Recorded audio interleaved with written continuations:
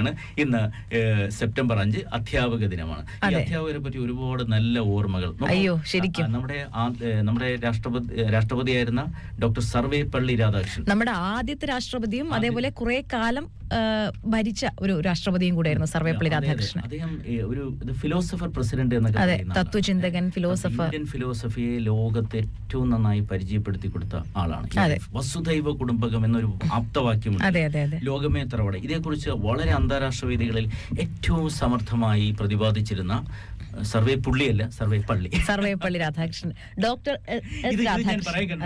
ഇത് ഞാൻ എപ്പോഴും ഓർക്കുന്നത് നരേന്ദ്രപ്രസാദ് സാറിനെ കുറിച്ചാണ്. എന്റെ ഏറ്റവും പ്രിയപ്പെട്ട അധ്യാപകനായിരുന്നു അദ്ദേഹം. ഈ നമ്മുടെ അന്ന് സർവേപ്പള്ളി രാധാകൃഷ്ണന്റെ പേര് പറയുമ്പോൾ അദ്ദേഹത്തിന്റെ അദ്ദേഹം എഴുതിയ ഒരു പുസ്തകത്തിൽ ഒരു ചാപ്റ്റർ ഞങ്ങൾക്ക് യൂണിവേഴ്സിറ്റി കോളേജിൽ BA ഇംഗ്ലീഷിന് പഠിക്കാനുണ്ടായിരുന്നു. അപ്പൊ അദ്ദേഹം പറയും ഡോക്ടർ സർവേപ്പള്ളി, നോട്ട് സർവേപ്പുള്ളി എന്ന് പറയും. അപ്പൊ നമുക്കത് എത്ര പെട്ടെന്ന് അറിയാം, അത് പുള്ളിയല്ല പള്ളിയാണ്. അതെ, അങ്ങനെ ചില കാര്യങ്ങളൊക്കെ ഇട്ട് തന്നു ചില ടീച്ചേഴ്സ് ഉണ്ട്, അങ്ങനെ എന്തെങ്കിലുമൊക്കെ തെറ്റിച്ചൊക്കെ നമുക്ക് പറഞ്ഞു പെട്ടെന്ന് കിട്ടാൻ വേണ്ടി. അത് വളരെ ഞാൻ ഇന്ന് ആദ്യമായിട്ട് ഓർക്കുന്നത് അദ്ദേഹം ഇല്ല. ഒരുപക്ഷെ അദ്ദേഹം നമുക്ക് മലയാളികൾക്ക് പരിചിതനായത് സിനിമയിലെ വില്ലൻ വേഷങ്ങളിലൂടെ.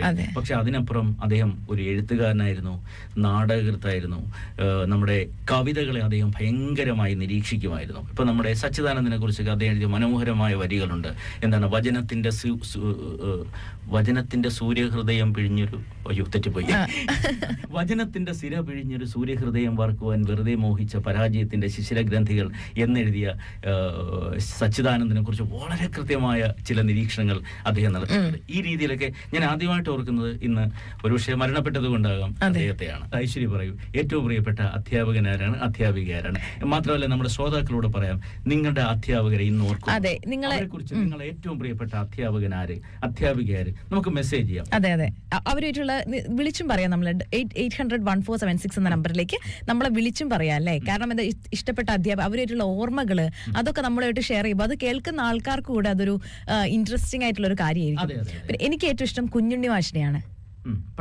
എന്നെ പഠിപ്പിച്ചിട്ടില്ല, പക്ഷെ എന്താന്ന് വെച്ചാല് 1ാം ക്ലാസ് മുതൽ കേൾക്കാൻ, 1ാം ക്ലാസ് അല്ല അതിന് മുന്നേ തന്നെ കുഞ്ഞുണ്ണി മാഷ ഓരോ, ഞാൻ സ്കൂളിൽ പോകുന്നതിന്റെ മുന്നേ കുഞ്ഞുണ്ണി മാഷ കവിതകളും കുഞ്ഞുണ്ണി മാഷ ഓരോ എന്താ പറയാ വായിക്കാത്തവൻ, അങ്ങനെ കുറെ കവിതകളുണ്ടല്ലോ.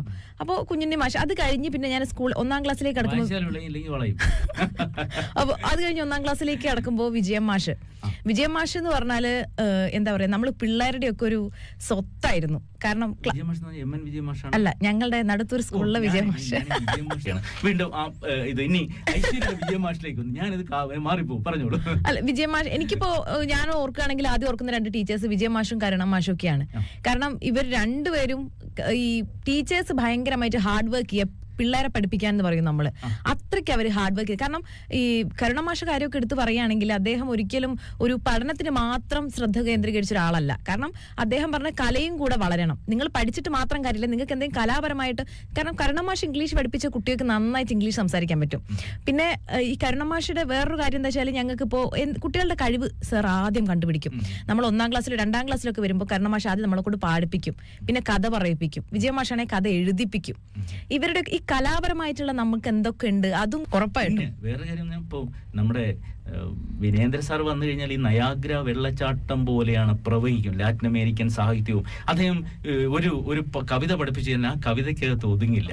ഒരു പെരു വെള്ളച്ചാട്ടം പോലെ ഭയങ്കരമായ ഒരു മഴക്കാലം പോലെയാണ് ആ ക്ലാസ്. അതിനുശേഷമാണ് ഈ VP ശിവകുമാർ വരുന്നത്. VP ശിവകുമാർ സാർ വരുമ്പോഴല്ല ഈ മഴ പെയ്തു വരുന്ന വെള്ളം ഉണ്ടല്ലോ, ഇല്ല പൊഴിക്കുന്ന വെള്ളം പോലെ കൊച്ചിങ്ങനെ പളുങ്ക് മുത്തുകൾ പോലെ പറയുന്നെല്ലാം വളരെ വാല്യുബിൾ ആയ കാര്യങ്ങളായിരിക്കും. സത്യമായി എനിക്ക് പറയുമ്പോൾ ഭയങ്കരമായിട്ട് അവിടെയൊക്കെ ക്ലാസ്സിലിരിക്കാനുള്ള ഭാഗ്യം നമുക്ക് ലഭിച്ചു. ഇത് കേൾക്കുന്ന ഒരുപാട് ശ്രോതാക്കൾക്ക് ഒരുപക്ഷെ അവരുടെ അധ്യാപകരെ കുറിച്ച് പറയാൻ ഒരുപാട് വർത്തമാനങ്ങളുണ്ടാകും. അതെ, ഉറപ്പായിട്ടുണ്ടാവും. കാരണം എല്ലാവരുടെ ലൈഫിൽ ഏതെങ്കിലും ഒരു അധ്യാപകനെങ്കിലും ഉണ്ടാവും. 1ാം ക്ലാസ് മുതൽ ഇപ്പോൾ 10ാം ക്ലാസ് വരെ പഠിച്ച ആൾക്കാരാണെങ്കിൽ ഏതെങ്കിലും ഒരു അധ്യാപകൻ അവരെ ഏതെങ്കിലും തരത്തിലൊക്കെ ഇൻഫ്ലുവൻസ് ചെയ്തിട്ടുണ്ടാവും. അതെ, പറയൂ, അങ്ങനെ ഇൻഫ്ലുവൻസ് ചെയ്ത ഒരു അധ്യാപനോട് കുറച്ചു ഞാൻ കുറച്ചേ സംസാരിക്കും. അല്ല, ഞാൻ പറഞ്ഞില്ല, എനിക്ക് വിജയ മാഷൊക്കെ എന്നെ ഭയങ്കരമായിട്ട് ഇൻഫ്ലുവൻസ് ചെയ്തിട്ടുണ്ട്. കാരണം ഞാനും അധ്യാപികയായിട്ട് വർക്ക് ചെയ്തിട്ടുണ്ടായിരുന്നു കുറച്ചു കാലം, PG കഴിഞ്ഞതിന് ശേഷം. ആ കുട്ടികൾ ഇപ്പൊ ഭയങ്കര നല്ല നിലയില്ല. അതല്ല, ആ കുട്ടികൾക്ക് ഇപ്പൊ ജോലി കിട്ടി. കാരണം ഞാനായിട്ട് കോളേജിലായിരുന്നു ഞാൻ പഠിപ്പിച്ചിട്ടുണ്ടായിരുന്നത്, വളരെ കുറച്ചു കാലമായിരുന്നു. അപ്പൊ വളാഞ്ചേരിയുള്ള കോളേജിന്റെ പേരൊന്നും ഞാൻ എടുത്ത് പറയണില്ല. അപ്പൊ ആ കുട്ടികളൊക്കെ ഇവിടെ 2017 വർഷത്തെ ജേർണലിസം. അപ്പൊ എന്ന് മാറിയതിൽ നിന്നും അല്ല, എനിക്ക് അധ്യാപക ജോലി എന്ന് പറഞ്ഞാൽ നമ്മൾ അത്രയും ആസ്വദിച്ച് ചെയ്യേണ്ട ഒരു ജോലിയാണ്. തീർച്ചയായിട്ടും നമുക്ക് ഇഷ്ടമില്ലാണ്ട് നമ്മൾ അധ്യാപക ജോലി ചെയ്ത് കഴിഞ്ഞാലുള്ള ഒരു പ്രശ്നം എന്താണെന്ന് വെച്ച് കഴിഞ്ഞാൽ നമുക്ക് കുട്ടികൾക്ക് കൂടെ അത് എഫക്ട് ചെയ്യും. കാരണം പുതിയൊരു തലമുറേനെ നമ്മൾ ഒരിക്കലും നശിപ്പിക്കാൻ പാടില്ല. അപ്പൊ എനിക്ക് ഇഷ്ടമില്ലാണ്ട് ചെയ്ത ജോലിയൊന്നും ഞാൻ ഇഷ്ടത്തോടെ തന്നെ ചെയ്ത ജോലിയാണ്. പക്ഷെ അതെന്റെ ടീച്ചർ എന്നെ വിളിച്ചായിരുന്നു പഠിപ്പിക്കാൻ വേണ്ടിയിട്ട്. ഒന്ന് കുറച്ച് നാൾ ഇവിടെ വന്ന് പഠിപ്പിക്കും എന്ന് ചോദിച്ചുകൊണ്ട് ഞാൻ പോയി പഠിപ്പിച്ചതാണ്. കാരണം ആ സമയത്ത് ഞാൻ ഫ്രീ ആയിരിക്കും, PG കഴിഞ്ഞു, അപ്പൊ ഫ്രീ ആയിരിക്കുന്ന ഒരു സമയമായിരുന്നു. അങ്ങനെ പോയി പഠിപ്പിച്ചതാണ്. പിന്നെ നമ്മൾ വേറൊരു കാര്യം വെച്ചാൽ അങ്ങനെ ചില ടീച്ചേഴ്സ് ഞാൻ പറയാന്ന് കേൾക്കാറുണ്ട്, ചില ടീച്ചേഴ്സിന് ഒട്ടും താല്പര്യം ഇല്ലാണ്ട് ഒരു ജോലി എന്നുള്ള രീതിക്ക് പിള്ളേരെ പഠിപ്പിക്കാൻ വരും. കാരണം അത് ക്ലാസ്സിലിരുന്ന് പഠിപ്പിക്കേണ്ടാവില്ല ചിലപ്പോൾ. അങ്ങനെയുള്ളപ്പോൾ പുതിയൊരു തലമുറേന്റെ ഭാവിയാണ് അവിടെ നഷ്ടപ്പെടുന്നത്, അല്ലേ?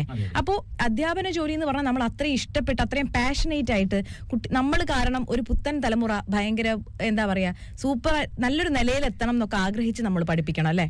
പിന്നെ തീർച്ചയായിട്ടും നമുക്ക് ഇപ്പൊ നമ്മള് ഈ അടുത്ത കാലത്ത് നമ്മുടെ സോമനാഥ് പറഞ്ഞൊരു കാര്യമുണ്ട്. അത് ഒരിക്കൽ കൂടി പറയാണ്, ആവർത്തന വിരസ വന്നാൽ ക്ഷമിക്കുക. അദ്ദേഹം TKM എഞ്ചിനീയറിംഗ് കോളേജിൽ ഈ അദ്ദേഹം അവിടുത്തെ വിദ്യാർത്ഥിയായിരുന്നല്ലോ. അവിടെ അദ്ദേഹത്തിന് വലിയൊരു സ്വീകരണം കിട്ടി. അപ്പൊ അവിടെ ചെന്ന് പറഞ്ഞപ്പോ അദ്ദേഹം പറഞ്ഞെന്ന് പറഞ്ഞാൽ, എന്റെ അച്ഛൻ എന്നോട് പറഞ്ഞിട്ടുണ്ട്, എന്തറിവും അധ്യാപകനാണ്. അതെ, ഒരു അധ്യാപകൻ രൂപമല്ല, ആരാണോ അറിവ് പകരുന്നത് അവരെല്ലാം അധ്യാപകരാണ്. അപ്പൊ അദ്ദേഹത്തിന് അറിവ് പകർന്നു കൊടുത്ത് അവിടുത്തെ ഒരുപാട് TK എഞ്ചിനീയറിംഗ് കോളേജിൽ അധ്യാപകർ അദ്ദേഹം വാദൂരാതെ സംസാരിച്ചിരുന്നു. അപ്പം അറിവ് പകരുന്ന എല്ലാവരും അധ്യാപകരാണ്. ഇനി നമുക്ക് കുട്ടികളിൽ നിന്ന് പോലും അറിവ്, ചില കുട്ടികൾ ഭയങ്കരമായ അറിവിന്റെ നിറകുടങ്ങളായിരിക്കും. ഉറപ്പായിട്ടും നമുക്ക് എവിടെ നിന്നും നമുക്ക് അറിവ് കിട്ടാം. ഇപ്പൊ വേറൊരു എക്സാമ്പിൾ എന്താന്ന് വെച്ചാല്, ഇപ്പൊ ഗൂഗിളിന്റെ കാര്യം എടുത്തു നോക്കുകയാണ്. ഗൂഗിൾ ഒരു അധ്യാപകനാണ്. ഇപ്പൊ 2 ദിവസം മുന്നെയാണ് ഗൂഗിളിന്റെ ബർത്ത്ഡേ ഉണ്ടായിരുന്നത്. 23 വർഷമാണോ 25 വർഷം ഞാൻ ഓർക്കുന്നില്ല, 23-25 വർഷമായി ഗൂഗിൾ തികയ്ക്കാൻ തുടങ്ങിയിട്ട്. അപ്പോൾ മാതാപിതാ ഗുരു ദൈവം എന്ന് പറയുന്നതിന്റെ കൂടെ തന്നെ നമ്മൾ എടുത്തു പറയേണ്ട ഒരാളാണ് ഗൂഗിള്. കാരണം നമുക്ക് എന്ത് ഡൗട്ട് ഉണ്ടെങ്കിലും നമ്മൾ ആദ്യം സെർച്ച് ചെയ്യുക എവിടെയാ? ഗൂഗിളില്. വളരെ ചില മിസ്റ്റേക്കുകൾ വരുത്തുന്നുണ്ട്, എങ്കിലും കുഴപ്പമില്ല. അതെ, അത് വിക്കിപീഡിയയിലൊക്കെ നമുക്ക് എഡിറ്റ് ചെയ്ത് കൊടുക്കാൻ പറ്റുന്നുള്ളത് കൊണ്ട് ചില മിസ്റ്റേക്സ് ഒക്കെ അതിനകത്ത് ഗൂഗിൾ ഇറ്റ് എന്നാണ്. ഗൂഗിളിൽ പോയി നോക്കും. പണ്ട് അധ്യാപകൻ ഇപ്പൊ എന്ന് പറഞ്ഞാല് കാണാതെ പഠിക്കേണ്ട കാര്യമൊന്നുമില്ല, അല്ലേ? കാണാതെ ഇപ്പൊ ഓർമ്മയൊക്കെ കുറയാണ് കേട്ടോ കുട്ടികളുടെ. പണ്ടൊക്കെ ഇഞ്ചോടി നമ്മൾ കാണാതെ പഠിച്ചു 1 1 2 1 2 3 1 3 4 5 5 6 6 8 64. പണ്ട് നമ്മൾ ഭയങ്കരമായിട്ട് അടിക്കുമായിരുന്നു ടീച്ചേഴ്സ്, നന്നായിട്ട് അടിക്കും. എന്നിട്ട് നമ്മൾ പേടിച്ചോണ്ടാ പോവാ, ഭഗവാനെ ഇന്ന് അടി കിട്ടല്ലേ എന്നൊക്കെ. പണ്ട് ഓരോ സൂത്രവിദ്യ ഒക്കെ ഉണ്ടായിരുന്നു. 49 എനിക്ക് 48 അപ്പൊ ഭയങ്കര രസമുണ്ടല്ലോ. കാരണം തല്ലിയും ചൊല്ലിയും ഒക്കെ പഠിപ്പിച്ച ഒരു ഗുരുകുല അധ്യാപന സമ്പ്രദായം ഒക്കെ നമ്മളെ ഓർമ്മയിലുണ്ട്. ഇപ്പൊ ഇത് പറഞ്ഞപ്പോഴാണ് ഞാൻ ഓർക്കണേ, ഇന്ന് തല്ലാൻ പാടില്ല എന്ന് പറഞ്ഞാല് നമ്മുടെ ഇന്നിപ്പോ നോക്കൂ, ഇവിടെ ഈ മിഡിൽ ഈസ്റ്റിലെ കുട്ടികൾ അങ്ങനെ തല്ലാൻ പാടില്ല. ഒന്ന് സൂക്ഷിച്ചു നോക്കിയാൽ പോലും മിഡിൽ ഈസ്റ്റ് മാത്രമല്ല, അദ്ദേഹത്തിന്റെ വികാരങ്ങൾ വ്രണപ്പെടുത്തിയ എന്റെ വൈഫ് അധ്യാപികയായിരുന്നു, റാസൽമ ഇന്ത്യൻ പബ്ലിക് സ്കൂളിൽ. അദ്ദേഹം വളരെ സൂക്ഷിച്ചു നോക്കും ചിലരെ. കാരണം കണ്ണുകൾ കൊണ്ട് അടക്കിയിരുത്താൻ പറ്റുമെന്നാണ് അദ്ദേഹം പഠിച്ചിട്ടുണ്ട്. എന്നെ നോക്കാറുണ്ട്, പക്ഷെ ഞാൻ അത് മൈൻഡ് ചെയ്യാറില്ല. അപ്പോൾ ഇതൊക്കെ അപ്പൊ ഒരു ദിവസം ഒരു കുട്ടിയെ സൂക്ഷിച്ചങ്ങ് നോക്കി. അപ്പം ആ കുട്ടി പറഞ്ഞു, ടീച്ചറെ എന്നെ ഇങ്ങനെ സൂക്ഷിച്ചു നോക്കരുത്. അപ്പോൾ എന്റെ വൈഫ് ചോദിച്ചു, എന്താ സൂക്ഷിച്ചു നോക്കിയാൽ? സൗന്ദര്യം പണ്ടേ എന്റെ ശാപമായിരുന്നു. ഇത് പറയുന്ന ഒരു സെൻസ് ഓഫ് ഹ്യൂമർ ഉണ്ട്. പൊട്ടിച്ചിരിച്ചു എന്നാണ്. ഇങ്ങനെയുള്ള കുട്ടികളും ഉണ്ട് കേട്ടോ. ഈ ഒരു സെൻസ് ഓഫ് ഹ്യൂമർ ഈ കുട്ടികളിൽ നിന്നും ഈ അധ്യാപിക മനസ്സിലാക്കിയിട്ടതിന് അങ്ങനെയും പറയാം. അപ്പൊ കുട്ടികളും ചിലപ്പോൾ അധ്യാപകരായിരിക്കും, ഇല്ലേ? അതെ, ഉറപ്പായിട്ടും. പിന്നെ വേറൊരു കാര്യം എന്താന്ന് വെച്ചാല്, ഇപ്പൊ പറഞ്ഞിട്ടില്ല, പണ്ട് അടി കിട്ടുക എന്ന് പറഞ്ഞിട്ടില്ലായിരുന്നോ? അടി കിട്ടുന്ന പറയുമ്പോ ഈ കാര്യം ഞാൻ പറഞ്ഞ കരുണമാഷില്ലേ, കരുണമാഷ് അടിക്കാത്തൊരു കുട്ടി നടത്തൊരു സ്കൂൾ ഉണ്ടാവില്ല. കാരണം അടിക്കുകയും നുള്ളുകയും ചെയ്യും. നല്ല ഇങ്ങനെ നമ്മൾ നുള്ളി പഠിക്കാൻ നോക്കും, നമുക്ക് നല്ല വേദനയാവും. നമ്മൾ അന്ന് പ്രാഗിറ്റൊക്കെ ആയിരിക്കും വീട്ടിലേക്ക് പോകുന്നുണ്ടാവുക. പക്ഷെ ഈ ഇറങ്ങിയ കുട്ടികൾക്ക് മൊത്തം ഒരു പാർഷ്യാലിറ്റി, അദ്ദേഹത്തിന്റെ മക്കളും അവിടെയാണ് പഠിച്ചിട്ടുണ്ടായിരുന്നത്. മക്കളോ പഠിപ്പിക്കുന്ന കുട്ടികളോ എന്നുള്ള മക്കളെയും തല്ലും. കാരണം അങ്ങനത്തെ ഒരു പാർഷ്യാലിറ്റി ഇല്ല അദ്ദേഹത്തിന്. ഒരു എന്താ പറയാ, പക്ഷെ എല്ലാ കുട്ടികളും സ്കൂളിൽ നിന്ന് ഇറങ്ങിയതിന് ശേഷം എന്നും പോയി കാണുകയും പിന്നെ സംസാരിക്കുകയും ഭയങ്കര ഇഷ്ടത്തോടെ. കാരണം പിന്നീടാണ് നമ്മൾ മനസ്സിലാക്കുന്നത്, കാരണം സ്കൂൾ കഴിഞ്ഞ് ഇറങ്ങാൻ നേരത്താണ് നമ്മൾ മനസ്സിലാക്കുക നമ്മളെ ഏറ്റവും സ്നേഹിച്ചിരുന്ന ഒരു അധ്യാപകൻ കരുണമാഷായിരുന്നു എന്നുള്ളത്. കാരണം ഇത്രയും തല്ലിയൊരു അധ്യാപകനെ നമ്മൾ എന്നും ഓർത്ത് വെക്കണമെങ്കിൽ അപ്പൊ അദ്ദേഹത്തിന്റെ ആ ഒരു എന്താ പറയാ, അത്രയും സ്നേഹമാണ് കരുണമാഷിക്ക് ശരിക്കും. അല്ലെ, ചില അധ്യാപകർ തല്ലുന്ന അധ്യാപകർ നമുക്ക് സ്നേഹമുണ്ട്, പക്ഷെ എനിക്ക് അത്ര ഇഷ്ടപ്പെട്ടിട്ടില്ല. പക്ഷെ എനിക്ക് കാരണം ഞാനൊക്കെ ഈ ആറ്റിങ്ങൽ ബോയ്സ് സ്കൂളിൽ പോകുമ്പോൾ ഞങ്ങളൊക്കെ അത്യാവശ്യം വലിയ ശല്യം ഉണ്ടാക്കുന്ന കുഞ്ഞുങ്ങളായിരുന്നു. അപ്പൊ ഞങ്ങളെ ഒരു അധ്യാപകൻ, അദ്ദേഹത്തിന്റെ PG ബാലകൃഷ്ണൻ സാറാണ്, മരിച്ചു. അത് ഞങ്ങൾ വെറുതെ അടിക്കുമായിരുന്നു. അടിയൊക്കെ വെറുതെ വാങ്ങിയിട്ടു. മാത്രമല്ല അദ്ദേഹത്തിന്റെ രീതി എന്ന് പറയുന്നല്ല, അദ്ദേഹം ഇങ്ങനെ വന്നിട്ട് ക്ലാസ്സിൽ വന്നിട്ട് അദ്ദേഹം പറയും, അമിതാഭ് ബച്ചൻ, അംജദ് ഖാൻ, ദിലീപ് കുമാർ, ഹേമമാലിനി സ്റ്റാൻഡപ്പ് എന്ന് പറയും. നമ്മൾ ഞെട്ടിപ്പോവും. എന്താണ് ഈ രീതിയിലൊക്കെ വരുന്നവന്മാർ എണീറ്റിരിക്കാനാണ് പറയുന്നത്. ഓ അങ്ങനെ. അപ്പൊ ഏറ്റവും പൊക്കം കൂടി അമിതാഭ് ബച്ചൻ, കാണാൻ നല്ല ശോഭയുള്ളവൻ ഹേമമാലിനി. അപ്പൊ ഇങ്ങനെയുള്ള കുറച്ച് തമാശകളുടെ എണീറ്റ് നിർത്തി കാര്യങ്ങൾ ചോദിക്കുകയും അടിക്കുകയും ചെയ്യും. അപ്പൊ ഞങ്ങളുടെ അന്ന് ടീച്ചർ സേതുവായി ടീച്ചറായിരുന്നു. അപ്പൊ സേതുവായി ടീച്ചറിന് ഞങ്ങൾ പറയും ഇങ്ങനെ സാറ് ഒരുപാട് അടിച്ചു. അപ്പൊ ടീച്ചറിന്റെ കണ്ണങ്ങ് നിറയും. എന്തിനാ കുഞ്ഞുങ്ങളെ ഇങ്ങനെ ഈ ആവശ്യമില്ലാത്ത കാര്യങ്ങൾ അടിച്ചടിച്ച് എന്തിനാ ഇങ്ങനെയൊക്കെ അടിയൊക്കെ ഏറ്റുവാങ്ങുന്നൊക്കെ ചോദിക്കും. അപ്പൊ ടീച്ചറിന് ഭയങ്കര സങ്കടമായിരിക്കും. ടീച്ചർ ഞങ്ങളെ തല്ലില്ല. അപ്പൊ ഞങ്ങളെല്ലാം തല്ലുകൊള്ളികളാണെന്ന് ടീച്ചറിന് നന്നായിട്ട് അറിയാം. കാരണം നമ്മള് കയ്യിലിരിപ്പോ മോശമായിരുന്നില്ല. കാരണം ഈ സാറ് പഠിപ്പിച്ചുകൊണ്ടിരിക്കുമ്പം ഈ ചോറ്റുപാത്രം തള്ളിയിടുക, അറ്റൻഷൻ മാറ്റുക, ഇതൊക്കെ കണ്ട് ചിരിക്കുക. അപ്പൊ ആർക്കെങ്കിലും അടി കിട്ടും. പക്ഷെ പി ജി ബാലകൃഷ്ണൻ സാറിന് ഞങ്ങൾക്ക് ഇഷ്ടമില്ലായിരുന്നു. ഇങ്ങനെയൊക്കെ പറഞ്ഞാൽ നമ്മൾ നിരപരാധികളൊക്കെ തല്ലിക്കും. ഇത് കർണമാഷ് അങ്ങനെയൊന്നും അല്ല കേട്ടോ. പിന്നെ വേറെ എനിക്ക് ബ്രൂസ്ലി എന്ന് പറഞ്ഞ എന്നെ തല്ലി. ഒരു കാര്യമില്ല. അങ്ങനെയല്ല ബ്രൂസ്ലി. ഞാൻ ചെവിയിൽ ഒരുപാട് മുടി ഇങ്ങനെ വളർത്തി. നീയാണ് ബ്രൂസ്ലി എന്ന് പറഞ്ഞ എന്നെ വെറുതെ അടിച്ചു. എന്തിനാണ് എന്നെ സാർ എന്നെ ബ്രൂസ്ലി എന്ന് പറഞ്ഞാണ് എന്നെ അടിച്ചത്. അപ്പൊ ടീച്ചർ എന്തിനകത്ത് മുടിയൊക്കെ വെട്ടി നന്ന വൃത്തിയായിട്ട് വന്നൂടെ എന്നൊക്കെ ചോദിച്ചു. അപ്പൊ ഇതാണ് നമ്മുടെ ടീച്ചർ. അപ്പൊ ഞാൻ സേതുവായിട്ട് അച്ഛനെ ഇപ്പോഴും ഓർക്കും. പിന്നെ വേറൊരു കാര്യം എടുത്തു പറയേണ്ട ഒരു കാര്യം എന്താണെന്ന് വെച്ചാൽ, നമ്മൾ ടീച്ചേഴ്സ് അധ്യാപിക എന്ന് പറയുമ്പോൾ നമ്മൾ ഈ ഇംഗ്ലീഷ് പഠിപ്പിക്കുന്ന, മലയാളം അങ്ങനത്തെ ടീച്ചേഴ്സിനെ മാത്രമേ നമ്മൾ ശ്രദ്ധിക്കാറുള്ളൂ.